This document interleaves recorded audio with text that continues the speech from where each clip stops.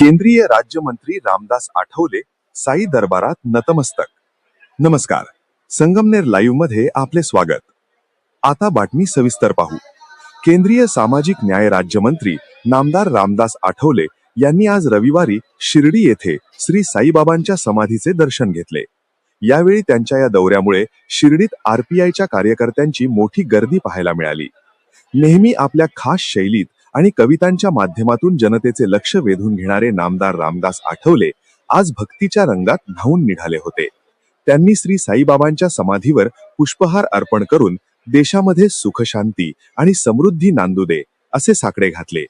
दर्शनानंतर त्यांनी काही काळ मंदिराच्या परिसरात थांबून साईबाबांची महती जाणून घेतली. यानंतर नामदार रामदास आठवले यांचा श्री साईबाबा संस्थानच्या वतीने सत्कार करण्यात आला.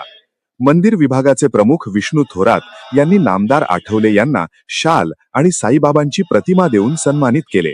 यावेळी संस्थानचे अधिकारी आणि कर्मचारी मोठ्या संख्येने उपस्थित होते.